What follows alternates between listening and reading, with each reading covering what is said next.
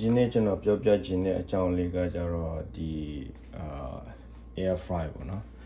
ဟိုနိုင်ငံဥမာဆို American နိုင်ငံတို့တခြားနိုင်ငံဥမာကိုရီးယားတို့အလောက်လောက်သွားလောက်တဲ့လူတွေကကြတော့တချို့မိသားစုတွေကအချိန်မရှိကြဘူးလေအချိန်မရှိကြတဲ့အခါကျတော့အဲ့လိုပဲ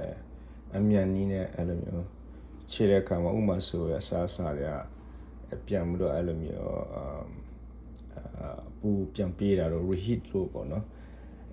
ဒီထက်မကအများကြီးသုံးလို့ရပါတယ်အခုကျွန်တော်ကကြတော့ဒီနိုင်ငံမှာနေတာအဲ့လိုမျိုးမိနစ်စောစောစီထားတဲ့အချိန်မှာညကြတော့ဥမာဆိုကလေးရှိတဲ့လူတွေကြတော့အဲ့လိုမျိုးခက်ခဲရှိတယ်ဘာဖြစ်လဲကလေးကညတကောင်မှာထားတဲ့အချိန်ဥမာဆိုဒီအဲ့လိုမျိုးဟို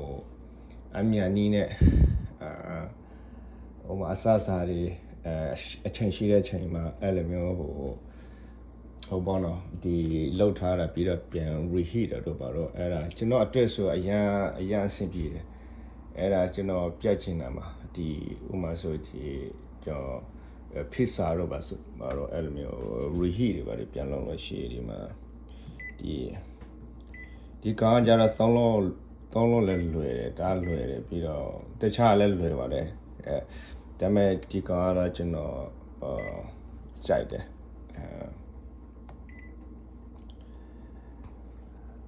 ဒီမှာကျွန်တော်တို့ reheat လုပ်တယ်timer က1 minute ပေါ့နော်1 minute လောက်လည်းရတယ်ဒါပေမဲ့ဒီကောင်ကြတော့3ရောက်တာဒါလွယ်တယ်သူ့နာမည်ကကြတော့ကြည့်ရတာKosori လို့ခေါ်တယ် Kosori ကလူတွေတော်များကြိုက်ကြပါတယ် Amazon မှာလည်းဝယ်လို့ရတယ်ဒီ local store မှာလည်း